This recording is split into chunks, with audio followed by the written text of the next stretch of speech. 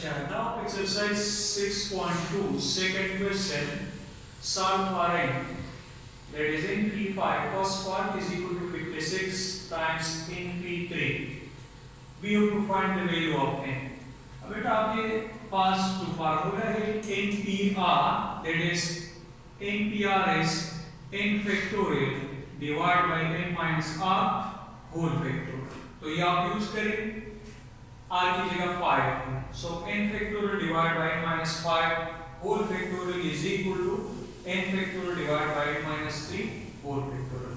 अब बेटा ये n factorial कैंसिल हो. अब यहाँ देख लें, इसको आप स्मॉलर फैक्टोरियल तक आप ले जाएंगे, इन्हें एक्सपेंड कर लेंगे. तो n minus 3 जिस तरह n फैक्टोरियल है, सो n minus 1 तो n, so n minus 3, n minus 4, n minus 1. अब ये दोनों कैंसिल हो जाएंगे, ठीक है. अब तो we have 56 over 9 minus 3 to n minus 3 to n minus 4. अब इसको यहाँ मल्टीप्लाई कर ले, क्रॉस मल्टीप्लिकेशन हो गया, इसको आप मल्टीप्लाई कर लेंगे और 56 को यहाँ शिफ्ट कर. अब आप इसको फैक्टराइज कर लेंगे. So after factorization we get the value of n here is minus 4, n is 11, but this is not possible because n is natural number. So that is why the required value of n is 11. Now the third part of this question is n square p2 is equal to 600. So that is n के बजाय अब यहाँ n square है. So n square factorial divided by n minus r. So n square minus 2 whole factorial. अब फिर इसको smaller तक आप ले जाएंगे, यानी यहाँ जो डिनोमिनेटर में आप देखेंगे, यानी आप जो स्मॉलर होगा उस तक आप ले जाएंगे उसको, ठीक है. जो बड़ा होगा उसमें से बिगर नंबर होगा, अब आप उसको ले जाएंगे यहाँ तक, तो ये कैंसिल हो गया. अब आप अगर आप देख ले, इस 600 को आप 25 24 भी आप देख सकते हैं, तो ये हो जाएगा आपके पास कि n square is 25, n square minus 1 is 24. So clearly we get n is 5. यहाँ प्लस माइनस नहीं लिख सकते क्योंकि that is natural number. तो यहाँ से n की वैल्यू क्या है? 5. Now the next question related to the same topic. In how many ways can a police department arrange 8 suspect in a lineup? Suspect में जो मशरूक लोग हैं, n है, वो तादाद में n है, तो उसके लिए जो प्लेसेस होने चाहिए जो लाइन में करेंगे, that is the linear one. तो इसमें आप यूज करें n is 8 और r भी 8 है, तो NPR आप यूज कर ले 8p8, that is 8 factorial divided by 8 minus 8 whole factorial, so we get 8 factorial. Now the next question is, in how many ways can letter of the word fasting be arranged? कि आप कितने तरीकों से आप इसके letter को arrange कर सकते हैं ताकि आपको वर्ड्स मिले उससे बाय अरेंजिंग इट्स लेटर. तो अगर आप यहाँ देख लें तो n भी नंबर ऑफ लेटर भी 7 है और जितने का वो आप करेंगे प्लेसिंग वो भी r है इसमें, that is 7. So the number of the letter of the word that will be 7, that is 7 factorial. ठीक है. अच्छा, आपके पास नेक्स्ट टॉपिक है, that is circular permutation. Circular permutation आपके पास स्मार्ट सिलेबस में तो नहीं है सर्कुलर परमुटेशन. अब सर्कुलर परमुटेशन इससे पहले तो आपने लाइन में बस आपके पास प्लेसेस थे, ऑब्जेक्ट्स थे, आपने उसको अरेंज कर लिया, लेटर्स आपको गिवन थे, वर्ड गिवन तो उसके लेटर्स को आपने अरेंज कर ली by using the fundamental principle of counting. फिर उसके बाद हमने वो वाले लेटर्स वर्ड्स ले लिए जिसमें लेटर रिपीटेड थे, इसमें हम क्या करेंगे. फिर डिजिट्स भी अगर आपको गिवन हो 1 1 2 2 3 3, that is also the permutation with repeated elements. अब यहाँ ये है सर्कुलर परमुटेशन. सर्कुलर परमुटेशन का मतलब है कि अगर आप 5 7 5 पर्सन है, वो सर्कुलर टेबल की यहाँ बैठे हुए चेयर्स पर, ये उसका अरेंजमेंट करेंगे, यानी वो भी आपके पास का उसकी भी ऑर्डर इंपॉर्टेंट है. तो सर्कुलर परमुटेशन इसकी ब्रैकेट में अगर आप इसकी लिस्ट आगे लिख ले लिविंग थिंग्स से ये रिलेटेड होगा। अब यहां देख ले, इसके लिए फार्मूला आप यूज ये करेंगे, नंबर ऑफ परमुटेशन या arrangement, that will be n-1 whole factorial, ये फार्मूला आप यूज करेंगे। यानी क्वेश्चन किस तरह होगा, in how many veg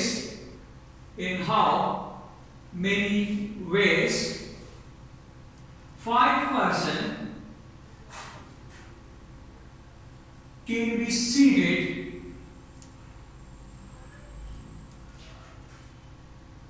around a table, table से पूरा सर्कुलर टेबल होगा।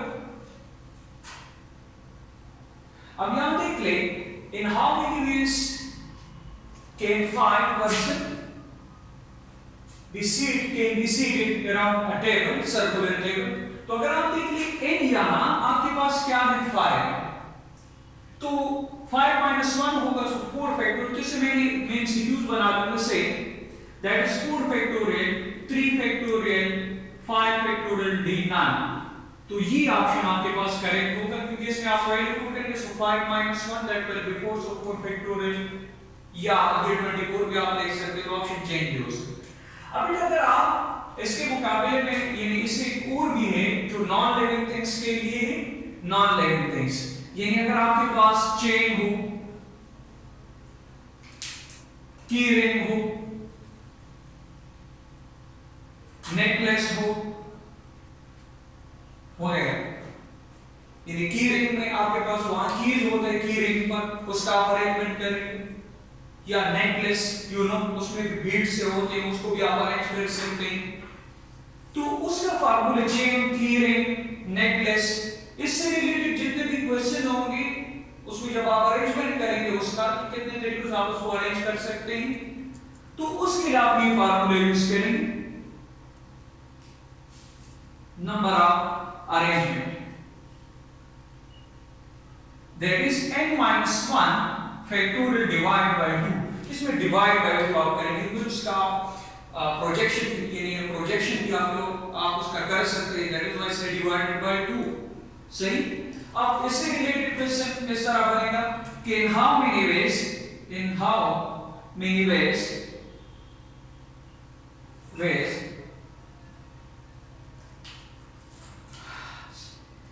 6 keys can be arranged on a key ring।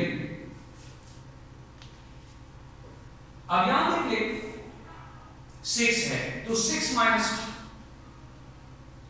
1 is 5 factorial, and we know that 5 factorial is 120, and 120 divided by 2 is 60।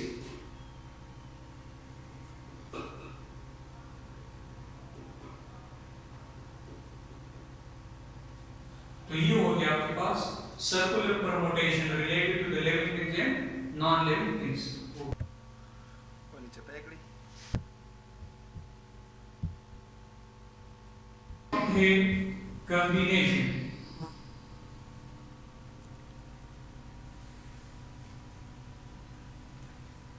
Combination, अब बेटा एक topic हमने पढ़ लिया permutation बहुत डिटेल के साथ। परमुटेशन और कॉम्बिनेशन में फर्क क्या है, परमुटेशन और कॉम्बिनेशन में डिफरेंस ये है दोनों में कि परमुटेशन में ऑर्डर इंपॉर्टेंट है, यानी ऑर्डर इन द सेंस ये कि अगर आप ये ABC है, आपने इसको 6 तरीकों से आपने लिखा था, अगर आपको याद हो गया,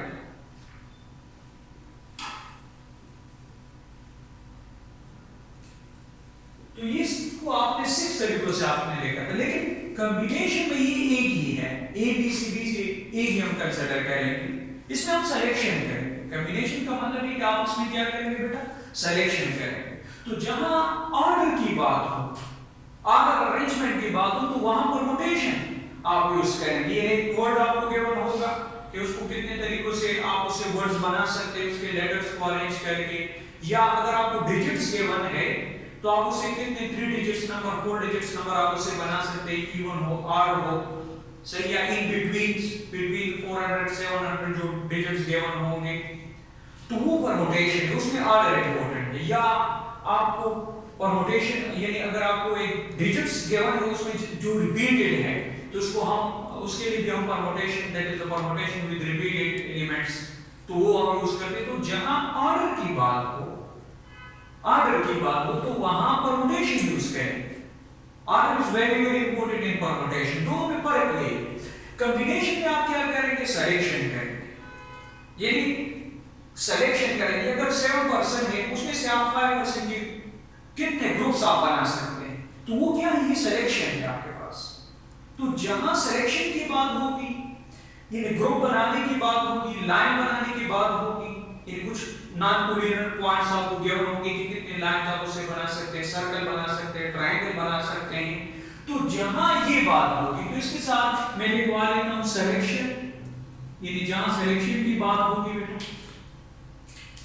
ग्रुप्स की बात होगी, लाइन बनाने की बात होगी, सर्कल बनाने की बात होगी, ट्रायंगल बनाने की बात होगी, तो इसके लिए आप यूज करेंगे कॉम्बिनेशन। तो कॉम्बिनेशन में हम क्या करेंगे, सिलेक्शन करेंगे। अब फॉर एग्जांपल आपके पास से एक सेट है 6, और इस एग्जांपल से आपको और भी क्लियर हो जाएगा, यानी जिसमें एलिमेंट्स हैं A B C D।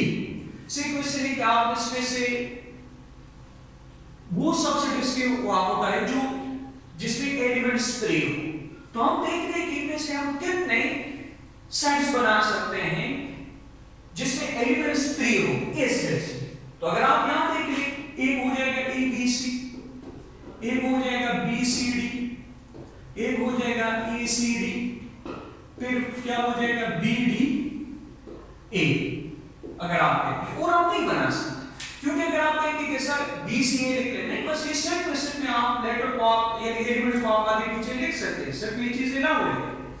तो ये मतलब ये है कि अगर आपके पास एक सेट है जिसमें 4 एलिमेंट्स है, तो आप उसमें से जो सबसेट आप उसके उतारेंगे जिसमें 3 एलिमेंट्स हो, तो कितने आप बना सकते हैं, 4 आप बना, यानी 4 सबसेट्स के पॉसिबल है। यानी इसका मतलब है कि अगर 4% है 4, आप उसमें से 3 का ग्रुपिंग करेंगे, कितने ग्रुप्स आप बना सकते हैं, तो वो कितने होंगे, वो 4।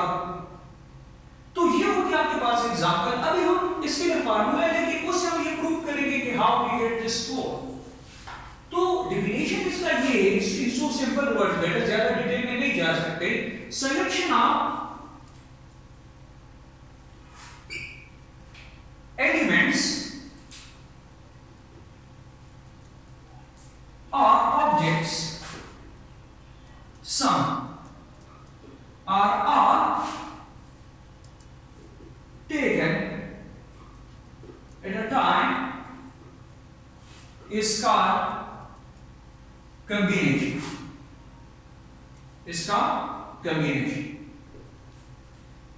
अब इसके लिए फार्मूला क्या है, that is NCR is equal to n factorial divided by n minus r whole factorial into r factorial, where r is less than or equal to n। जिस तरह हमने इन भी r में देखा कि वहां भी r is less than or equal to n, सिर्फ इसमें ये आपके पास एक्स्ट्रा जाएगा into r factorial NCR। इसको आप इस तरह भी लिख सकते हैं क्योंकि फर्दर आप चैप्टर 7 में क्वेश्चन 2 में ये यूज है NR combination, this is NCR, ये भी आप कह सकते हैं। तो अब यहां देख ले से हम ये प्रूव करते हैं कि इसे किस तरह को 4 मिलेंगे। तो अब यहां देख ले से आप ले ले 4C3, ये आप पूछ 4C, तो ये हो जाएगा आपके पास 4 factorial divide by 4 minus 3 whole factorial into 3 factorial. So 4 into 3 factorial यहां पर ले जाएंगे, ये तो 1 है, तो ये कैंसिल हो जाएगा, वी गेट 4। तो अगर आप यहां देख ले 4, तो यहां क्या करेंगे, बस इसमें हम सिलेक्शन करेंगे, कॉम्बिनेशन में आप सिलेक्शन करेंगे, इसमें ऑर्डर इंपॉर्टेंट नहीं, ऑर्डर की कोई बात नहीं, ऑर्डर की बात होगी दैट विल बी परमुटेशन। अब इससे कुछ रिलेटेड केसेस डिस्कस करते हैं जो एमसीक्यूज के लिए इंपॉर्टेंट भी है, सही। अगर r आपके पास 0, जिस तरह हमने वहां देखा था कि r 0 हो, r 1 हो, ये जगह से nc0 that is n factorial divided by n minus 0 whole factorial into 0 factorial. So n factorial and 0 factorial is 1. This is cancel out, we get 1. It cancel out. So it means nc naught, this implied that nc naught, that is 1. Now case 2. If r is 1, अगर r आपके पास 1 हो, so nc1 is equal to n factorial divided by n minus 1 whole factorial into 1 factorial. अब n को n minus 1 तक ले जाएंगे, so n minus 1 factorial बेटा cancel out, we get n. तो ये हो गया कि nc1 is n. See case 2 आप लेंगे, case 3 sorry, if r is n, अगर r और n बराबर हो, so nc n is equal to n factorial divided by n minus n whole factorial into n factorial. So n factorial and factorial cancel out, so 1 over 0 factorial, that is 1, क्योंकि 0 factorial 1 के बराबर. अब see next case ले लीजिए इसमें, case 4, that is if r is equal to n minus 1, ये भी case है इसमें, that is n minus 1, so that is n factorial divided by n minus, ये आप इसलिए लेंगे क्योंकि ये r की जगह n minus 1 है, into n minus 1 factorial. तो ये हो जाएगा n factorial n minus n plus 1 factorial into n minus 1 factorial. तो ये तो कैंसिल हो जाएगा, 1 factorial is 1 और n को ले जाएंगे n minus 1 तक, तो ये हो जाएगा n minus 1 factorial, ये कैंसिल हो गया, we get n. So nc n minus 1 is n. अब इसलिए आपके पास ये भी रिजल्ट आ गया, अगर आप एमसीक्यूज या डायरेक्ट सॉल्यूशन करेंगे इसका, अगर जिस तरह आप देख ले n minus 1 एक कम है तो n है, अगर आप देख ले तो मतलब ये होगा कि अगर आपके पास 5c4 है, so we will get 5, 7c6 है तो हमारे पास 7 आएगा, तो ये थोड़ा आप याद रखें, ठीक है.